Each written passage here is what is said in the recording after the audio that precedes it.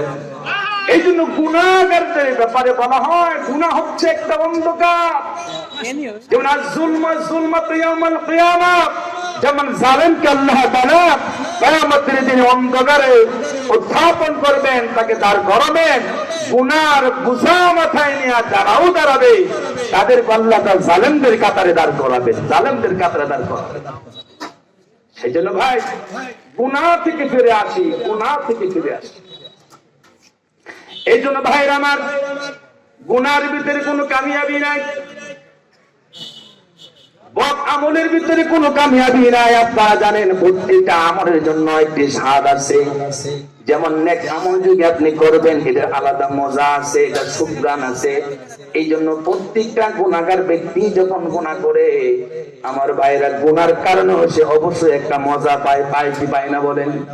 কিন্তু এই গুনাহ কইরা যখন বান্দা তার দিলের মধ্যে যখন মজা নিল, আরে যেই জিনিস দুনিয়া সে গুনাহ করলো, বলেন তো দেখি, হাত দিয়ে আপনি গুনাহ করলেন, এই হাত তো অবশ্যই একদিন আমার আর আপনার বিপক্ষে সাক্ষ্য প্রদান করবে।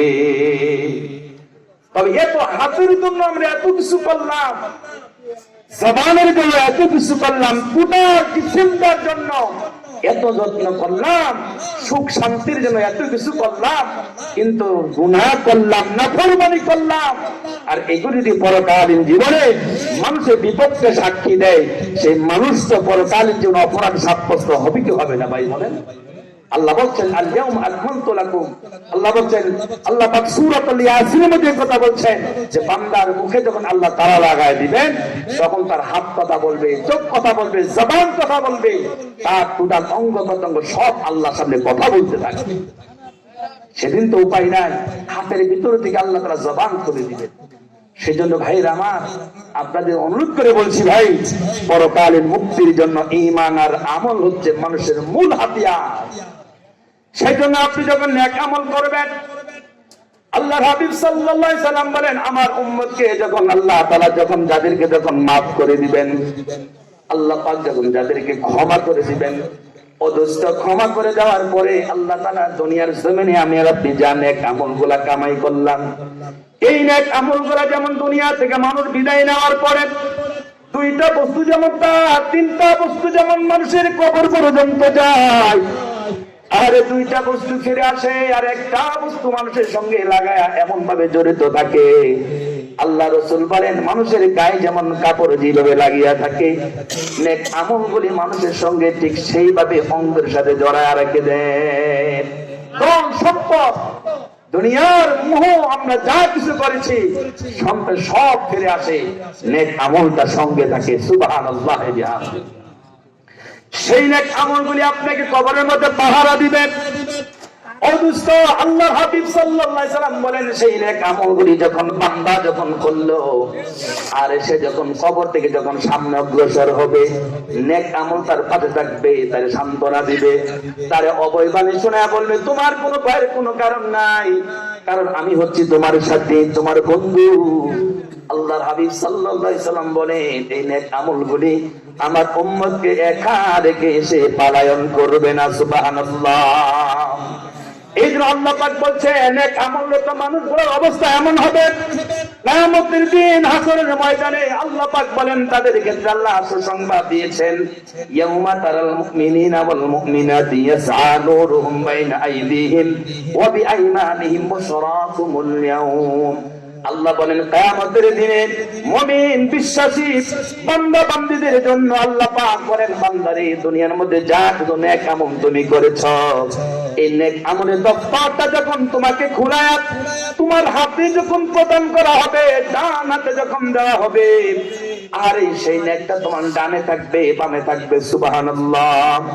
আল্লাহ বলেন, এই নেক আমল তোমার পিছনেও থাকবে, সামনেও থাকবে, উপরেও থাকবে, তোমাকে চতুর্দিক থেকে বেষ্টনী করে এই নেক আমলটুকু আল্লাহ পাক রব্বুল আলামিন বলেন, এই নূরটাকে আল্লাহ এমন জ্যোতি বানায় দিবেন, আর দুনিয়ার অন্ধকারের মধ্যে লাফ দিলে যেমন অন্ধকার দূর হয়ে যায়, কিয়ামতের দিনে বান্দাকে আল্লাহ যখন হাজির করবে, এই নেক আমলগুলি কিয়ামতের দিন এটা নূর বানায়া আল্লাহ বান্দার অন্ধকার দূর করে দিবেন। সুবহানাল্লাহ।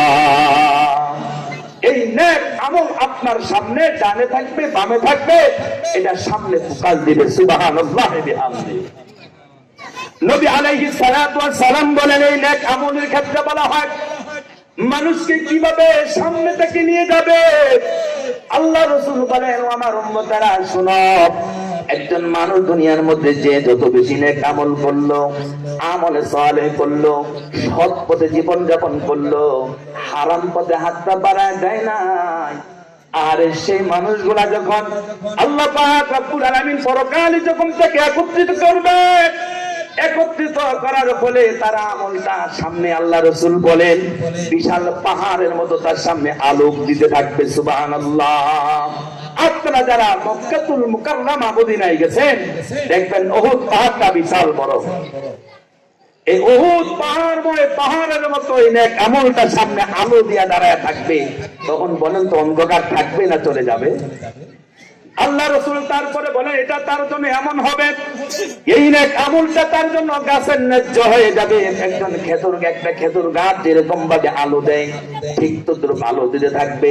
নওজোয়ান যুবকের মতো হবে, যার নেক আমল যত বেশি হবে তার আলো তত বেশি হবে। সুবহানাল্লাহ। ও দোস্ত, এই নেক আমলগুলি যখন তার সামনে থাকবে, আল্লাহ পাকের হাবিব বলেন প্রত্যেকটা মানুষকে আল্লাহর দিদার আর জান্নাতে যাওয়ার জন্য আল্লাহ তাআলা গুনাহগার থেকে শুরু করে নেককার পর্যন্ত জাহান্নামের উপরে একটি পুল স্থাপন করবেন আমার আল্লাহ। সেই পুলের উপর দিয়ে দুনিয়ার সব মানুষ পার হয়ে ওপারে সপারে যাওয়া লাগবে।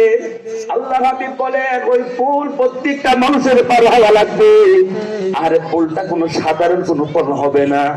ও দোস্ত, এই পুলটা এমন হবে, আল্লাহর হাবিব বলেন এটা খাড়াই হবে 10,000। এক রাওয়ায়াত আছে 10,000 বছর, আরেক রাওয়ায়াত আছে 5,000 বছর। 10,000 বলেন আর 5,000 বলেন না কেন, এটা যখন সোজাসুজি ভাবে যখন উঠবে, আবার সমতল ভাবে যখন চলবে, আবার গিয়ে নিচে যখন নামবে, অদৃশ্য ওই পুল আল্লাহ পাক জাহান্নামের উপর স্থাপন করেছেন। ওই জাহান্নামটা হচ্ছে গুড়গুড়ে কালো এমন অন্ধকার। এই জায়গার মধ্যে যেমন আলো দেওয়ার পরে চতুর্দিক থেকে অন্ধকার দূর হয়ে গেল, আলো প্রকাশ হয়ে গেল, কিন্তু জাহান্নামের আগুন থেকে আল্লাহ পাক বলেন ওখান থেকে কোনো আলো বের হবে না, এটা গুড়গুড়ে অন্ধকার থাকবে। ওই অন্ধকারের উপরে মানুষ উঠতে হবে। রাসূল কারীম সাল্লাল্লাহু আলাইহি সাল্লাম বলেন কেমন অন্ধকার হবে?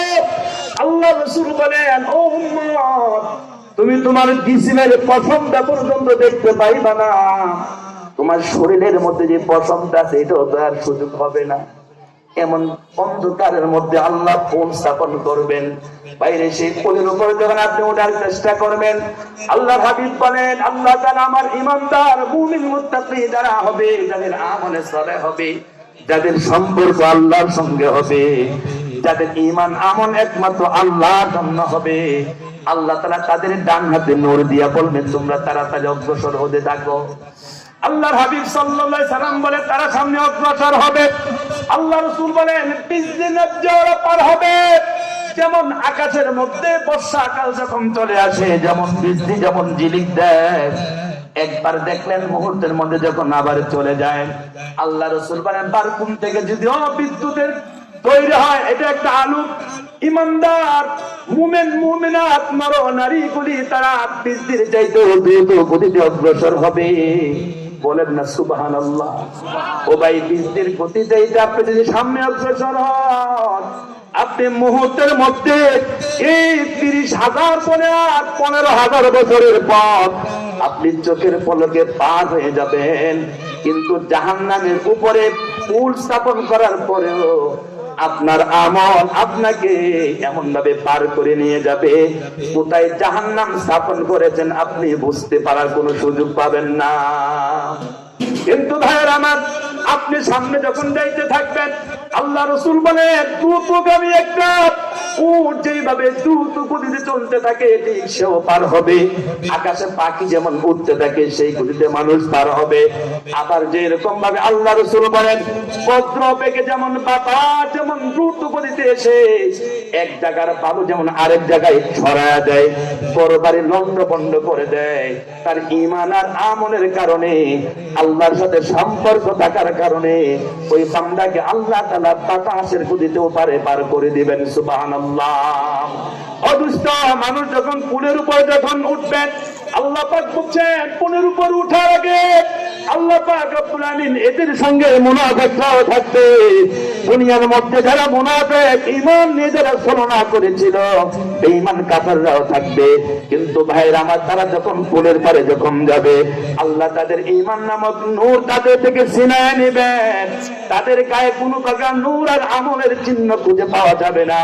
আল্লাহ রাসূল বলেন, বৃদ্ধাঙ্গুলের মধ্যে সামান্য করে আলো দেওয়া হবে, সেই আলো দিয়ে আসে সামনে দেখতে পাবে না। ও ভাইরা আমার, অল্প আমল থাকার কারণে সামনে যখন বাড়তে পারবে না, আরে লোকটা চিৎকার করতে থাকবে আর বলতে থাকবে।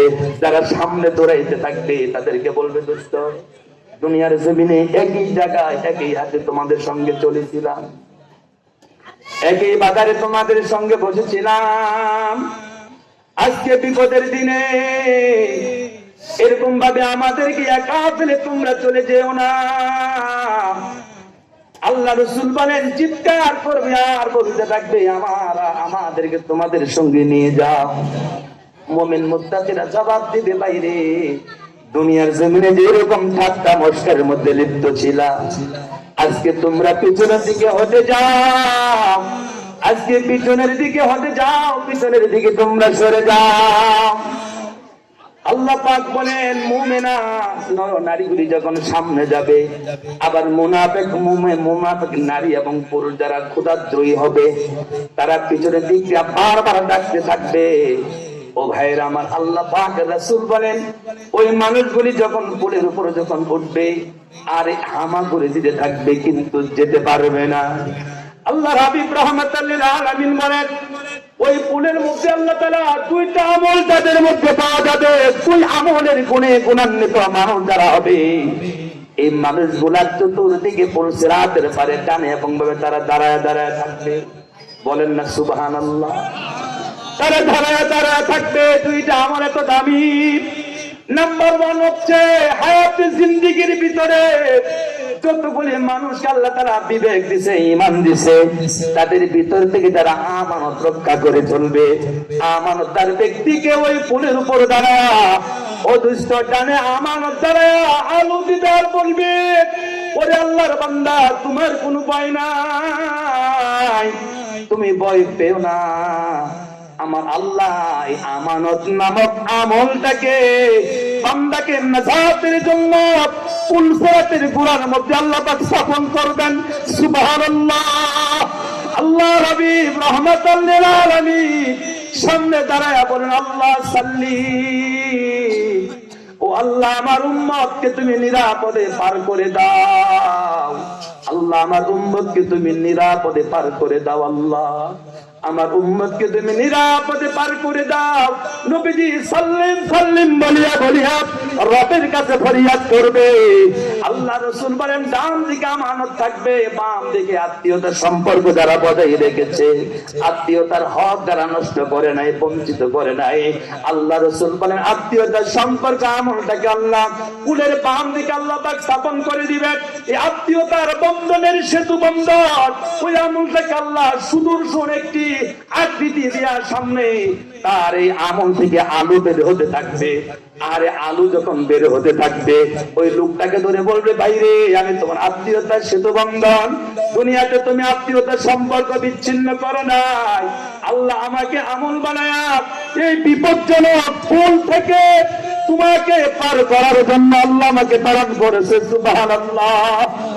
ও ভাই, মানুষ যখন পুলের উপর উঠবে, আল্লাহ পাক রব্বুল আলামিন বলেন, আমার ভাইরা, মুনাফিকদের আমলগুলি যখন নাকি বন্ধ হয়ে যাবে, আলো যখন বন্ধ হয়ে যাবে, নাফরমানদের গুনাহগারদের আলো যখন একেবারে নিভে যাবে, মুমিন মুত্তাকিরা তাদের অন্তরে আল্লাহর কাছে চিৎকার করে বলবে, ক্বালু ইয়া ওয়াইলানা, তারা তখন এই কথা বলতে থাকবে, ও আল্লাহ মেহরবানি করে আল্লাহুম্মা আতমিম লানা নূরানা, আল্লাহ আপনি আমাদের নূরটাকে বাড়ায় দেন। সুবহানাল্লাহ।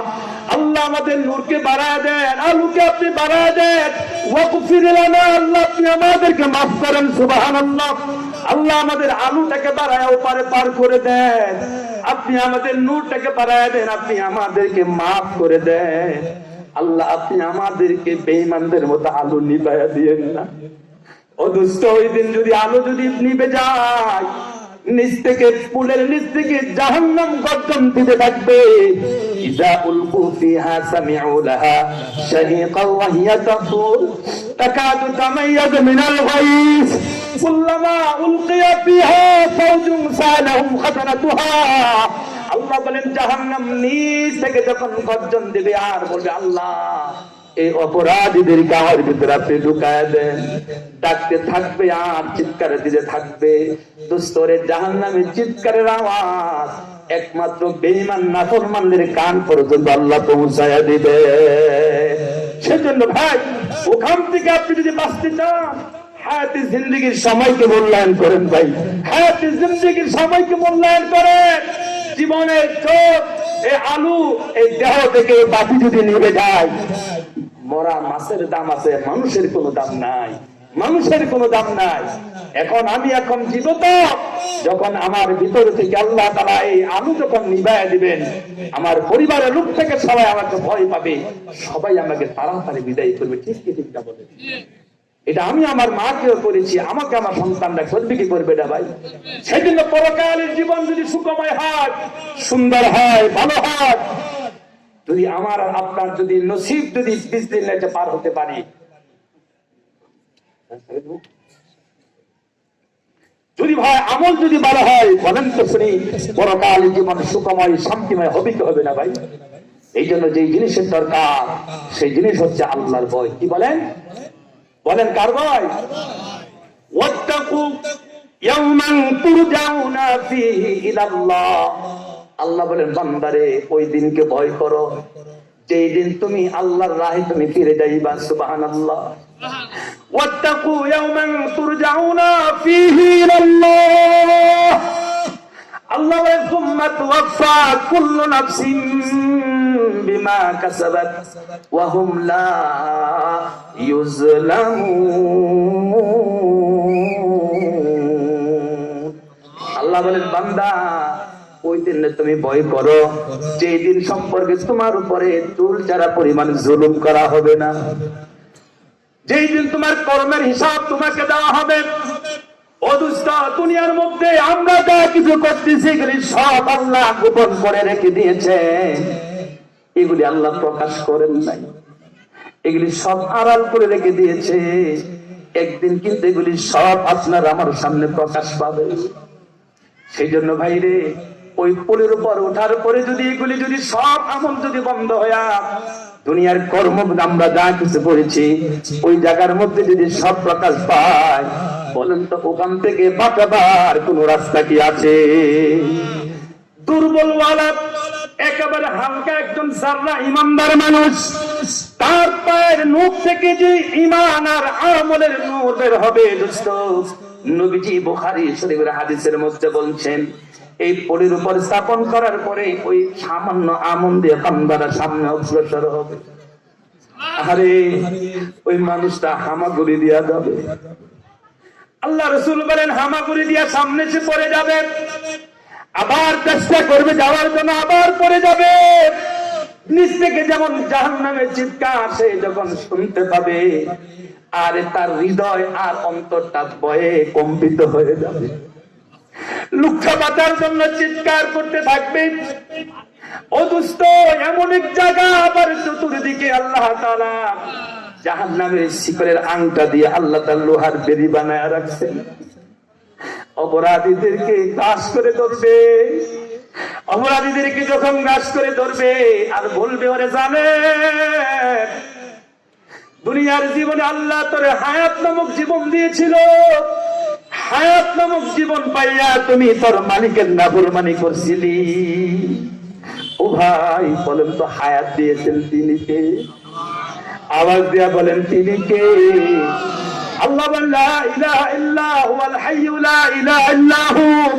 আল্লাহ হচ্ছেন এক অদ্বিতীয়, আল্লাহ হচ্ছেন একক রব। আল্লাহ এমন রব যে আল্লাহ তোমাকে জীবন নামক নিয়ামত দিয়েছেন। আরে ওয়া হুয়া ইউহয়ি ওয়া ইউমীত ওয়া হুয়াল হাইয়্যু লা ইয়ামুতু, যে আল্লাহ তোমার জীবন নামক নিয়ামত দিলেন, সে আল্লাহ তো তোমার কাছ থেকে বাতি আবার একদিন নিভাইয়া দিবেন। যে আল্লাহর কোনো মরণ নাই, তিনি চিরঞ্জীব।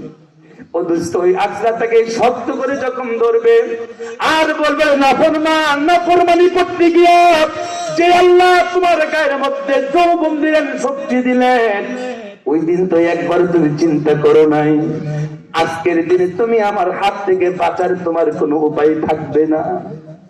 লোহার আংটাগুলি ভাইরা, আগুনের পেরির আংটাগুলি বান্দার পায়ে যখন চাপ দিয়া যখন ধরবে, আরে সে মানুষ বারবার চেষ্টা করবে সামনে যাবার জন্য, কিন্তু ঈমান আর আমল ইবাদত না থাকার কারণে ও দুষ্ট লোকটা আটকে পড়ে যাবে। কিন্তু যার মধ্যে চুল যারা পরিমাণ ঈমান থাকবে, লোকটা বারবার সামনে আসতে থাকবে। আল্লাহ রাসূল বলেন, এই ফুলের মাঝামাঝি জায়গায় সে যখন যাবে এই আমল নিয়া, দুস্তরে তিনি আল্লাহকে স্মরণ করবেন। আল্লাহ পাক রব্বুল আলামিন তার চোখের সামনে জান্নাতের একটা দৃশ্য তুলে ধরবেন। সুবহানাল্লাহ, আওয়াজ দিয়ে বলেন সুবহানাল্লাহ। আল্লাহ রাসূল বলেন, জান্নাতের মনোমুগ্ধকর দৃশ্যটা চুল যারা পরিমাণ ঈমান থাকার আর আমল থাকার কারণে ওইটা আল্লাহ তার সামনে যখন তুলে ধরবেন, আহারে সে যখন দেখতে পাবে, জান্নাতি মানুষের কলতান শুনতে পাবে, জান্নাতি মানুষের সুগ্রাম, জান্নাতি মানুষের কথোপকথন বান্দা যখন শুনতে পাবে, সে যখন দেখতে পারবে যে আল্লাহ পাকের জান্নাতের পাশে এত সুন্দর একটা ছায়ার ব্যবস্থা করছেন। আল্লাহ সুন্দর একটি জান্নাতের পাশে বান্দার চোখের সামনে একটি গাছকে যখন তুলে ধরবেন, গাছের চতুর্দিকে আল্লাহ পানির ফোয়ারা জারি করে দিবেন। সুবহানাল্লাহ। ও দোস্ত, জাহান্নামের গর্জনে আর জাহান্নামের ভয়ে এই লোকটা যখন হামাগুড়ি দিয়ে সামনে যখন অগ্রসর হবে, আরে তার কলিজাটা পেটে খানখান হয়ে যাবে। ওই পানির পিপাসার্ত মানুষটা ওই জায়গার মধ্যে আল্লাহকে বলে ডাক দিবে, আল্লাহ, ওরে মালিক, তুমি আমাকে যখন পুরা থেকে মাঝে যখন